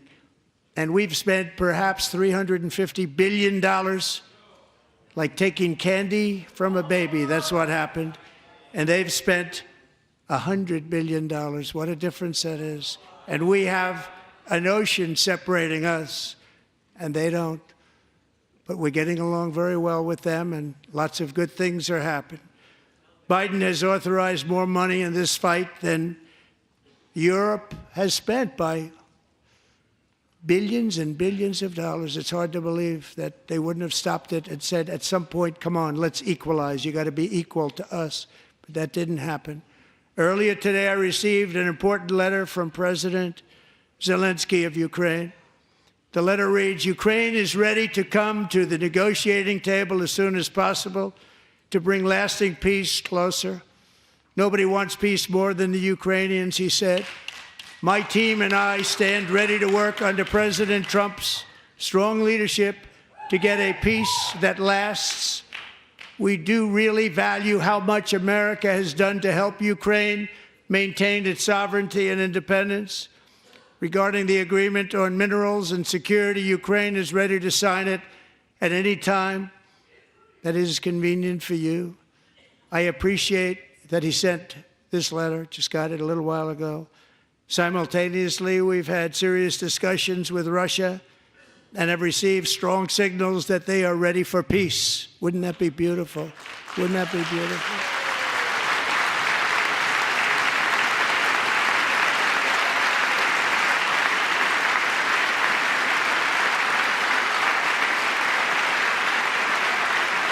Wouldn't that be beautiful?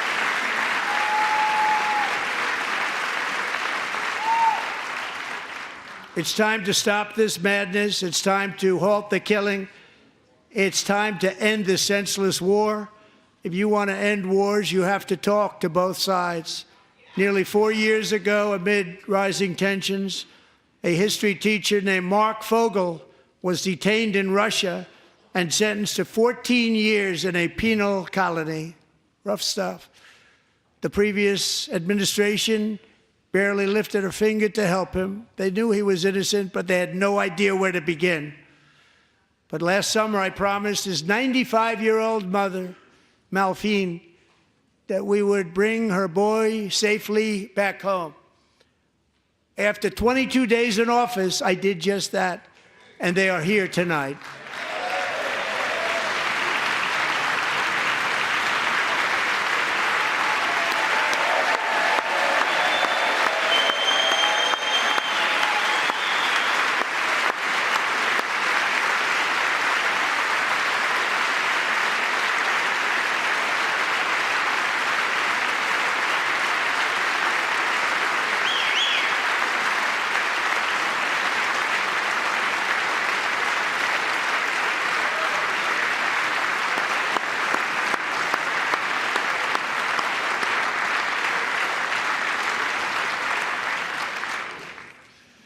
To Mark and his great mom, we are delighted to have you safe and sound and with us.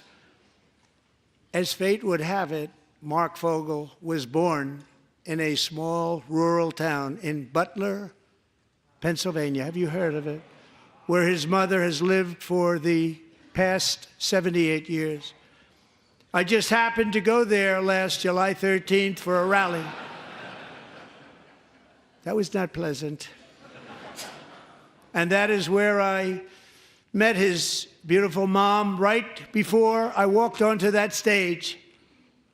And I told her I would not forget what she said about her son. And I never did I? Never forgot. Less than 10 minutes later, at that same rally, gunfire rang out, and a sick and deranged assassin unloaded 8 bullets from his sniper's perch into a crowd of many thousands of people. My life was saved by a fraction of an inch, but some were not so lucky. Corey Comparator was a firefighter, a veteran, a Christian, a husband, a devoted father, and above all, a protector. When the sound of gunshots pierced the air, it was a horrible sound. Corey knew instantly what it was and what to do. He threw himself on top of his wife and daughters and shielded them from the bullets with his own body. Corey was hit really hard. You know the story from there. He sacrificed his life to save theirs. 2 others, very fine people, were also seriously hit. But thankfully, with the help of 2 great country doctors, we thought they were gone and they were saved. So those doctors had great talent. We're joined by Corey's wife, Helen, who was his high school sweetheart, and their 2 beloved daughters, Allison and Kaylee. Thank you.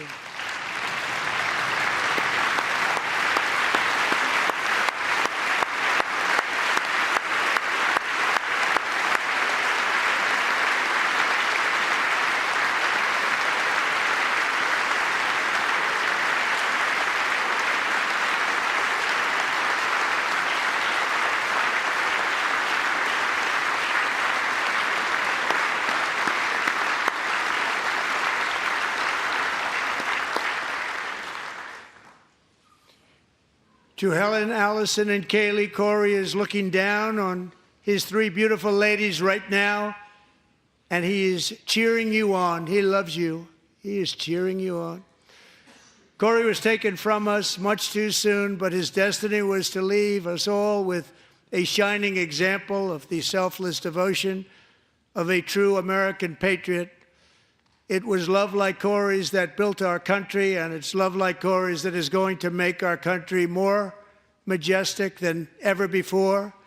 I believe that my life was saved that day in Butler for a very good reason.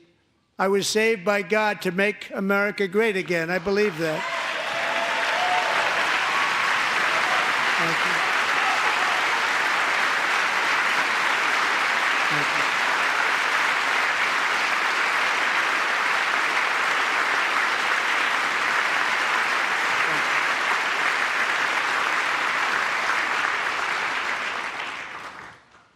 Thank you very much. From the patriots of Lexington and Concord to the heroes of Gettysburg and Normandy, from the warriors who crossed the Delaware to the trailblazers who climbed the Rockies, and from the legends who soared at Kitty Hawk to the astronauts who touched the moon, Americans have always been the people who defied all odds, transcended all dangers, made the most extraordinary sacrifices, and did whatever it took to defend our children, our country, and our freedom.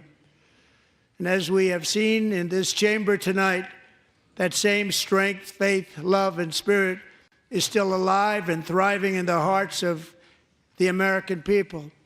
Despite the best efforts of those who would try to censor us, silence us, break us, destroy us, Americans are today a proud, free, sovereign, and independent nation that will always be free, and we will fight for it till death. We will never let anything happen to our beloved country, because we are a country of doers, dreamers, fighters, and survivors.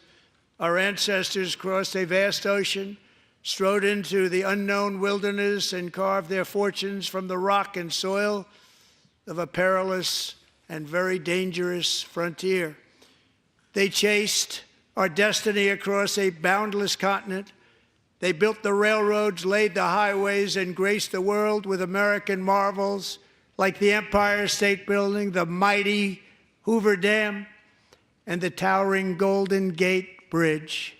They lit the world with electricity, broke free of the force of gravity, fired up the engines of American industry, vanquished the communists, fascists, and Marxists all over the world, and gave us countless modern wonders sculptured out of iron, glass, and steel.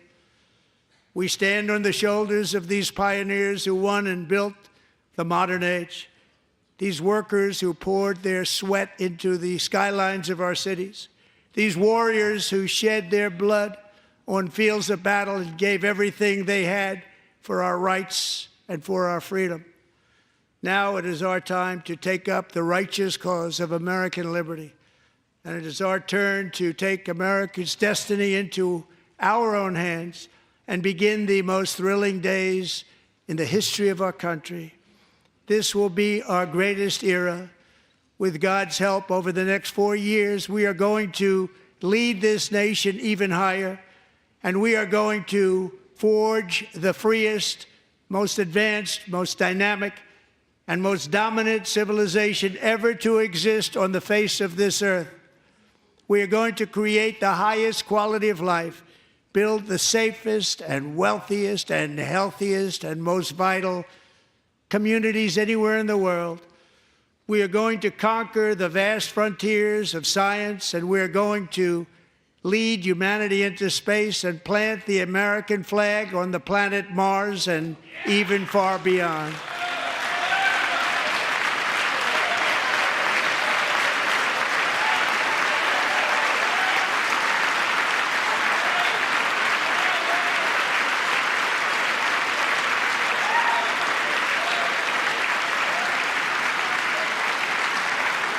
And through it all, we are going to rediscover the unstoppable power of the American spirit. And we are going to renew unlimited promise of the American dream. Every single day, we will stand up and we will fight, fight, fight for the country our citizens believe in and for the country our people deserve.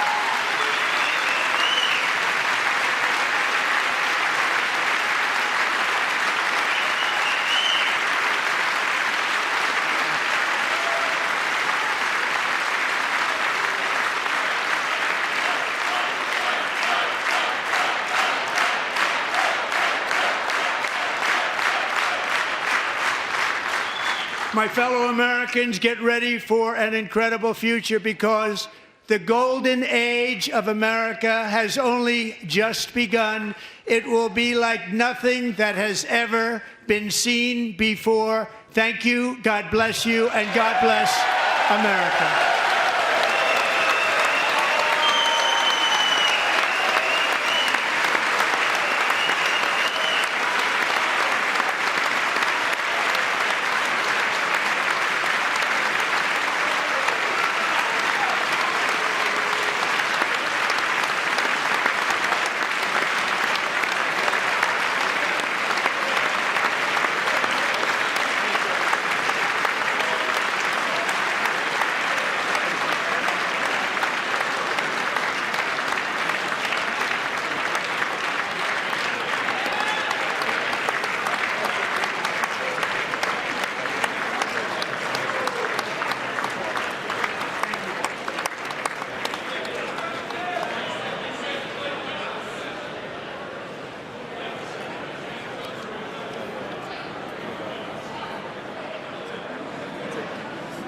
Thank you very much. Great job. Thank you. Great honor.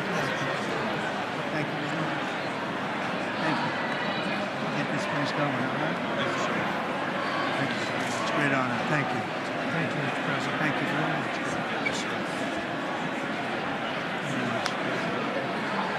Thank you very much. Appreciate it. Thank you. I see you soon. Young people from all over America. Well, I'm trying to. Great guy. Thank you.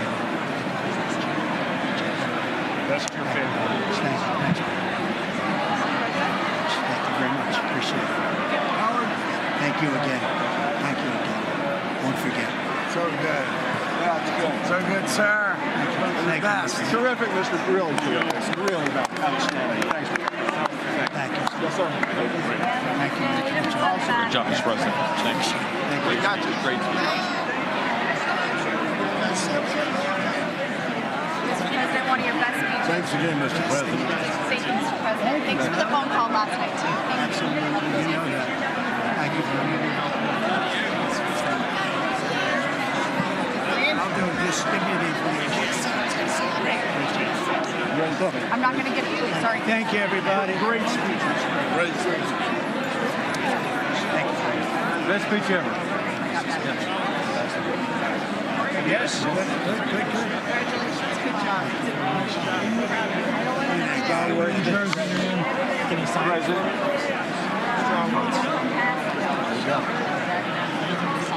President Roger Williams, thanks for the call. I love Roger Williams. Thank you. You don't have to introduce yourself. Mr. President. I know you better than you do, Roger. Thank you so much. My great baseball player. America Good is- job. Great job you're doing. America is back. Thank you so much, Welcome you Mr. back to President. Pennsylvania anytime, sir. They stood for. Thank you all. They stood for another country, not our country. That was phenomenal. It's sir. hard to believe, isn't it? That was fantastic, sir. That was amazing. Thank you very much. Thank you.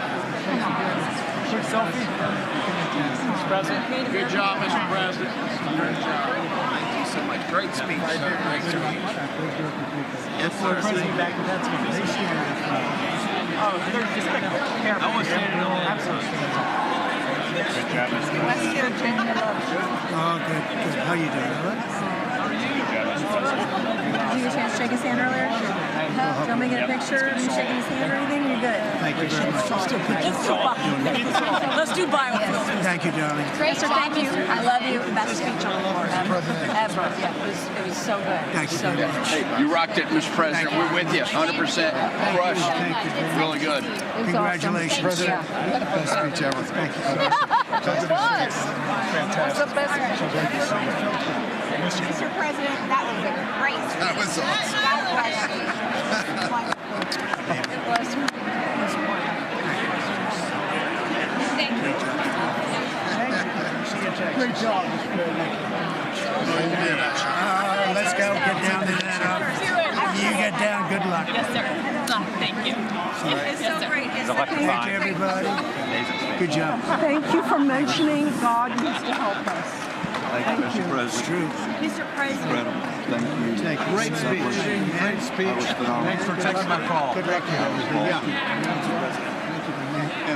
My man. Thank you for You standing strong. really triggered those people. Tremendous, Mr. President. Thank Somebody you. did. Thank you so much. Thanks for the beneficial ownership and this week. That was Oh, a good yeah. thing. Thanks for mentioning farmers. Well, we love our farmers. Thank you, man. Thank you, Mr. President. You earned this night. Thank you very much. Appreciate it. Worked hard. Thank you, man. Proud of you. Thank you, Mr. President. Thank you so much. Thank you. Great again, brother. Thank you. Good endorsement here for you. I did indeed. You better believe it. Very well I did done, a good sir. endorsement. President, home run. Thank you very much. job. Killed it. Thank you, Mr. President. Thank you, everybody. You did great. Thank you. Good job. Thank you. Great to see you. Slam dunk. You're doing good. Thank you, sir. You did amazing, per usual. Thank you. I'll see you. Thank you. Yes, sir. Thank you. Hey, cheese. Thank you. Love you, Mr. President. Yes. Thank you, everybody. Look at this beautiful New congressman from Eastern Washington. We've never met. Oh, Michael that's Baumgartner. good. I was one of Mike Leach's best friends. Oh, that's He thinks good. very Oh, highly Mike of you. was- oh, he was Yeah, great. tremendous. He was a great guy. Great What a speech. Great speech. Thank you. Thank you very much. Mr. Jr., you did a great job. Yeah, thank you. Home run, Mr. President. Home run. Home run. That was a good day. President, good to see you, sir. Appreciate it. Good job. Thank you very much. Looking good. Look at him. I need to talk to you about some buildings, some public buildings. You let me know. I will. Thank you, sir. Mr. President. Gus, crazy.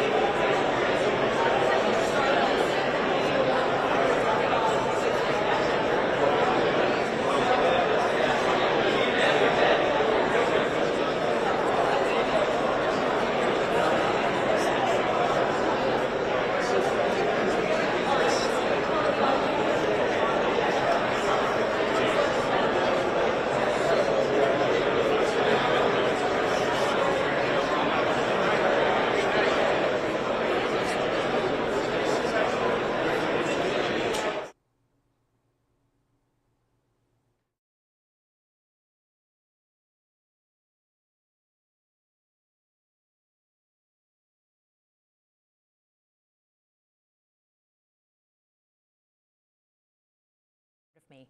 I'm the new senator from the great state of Michigan, where I grew up.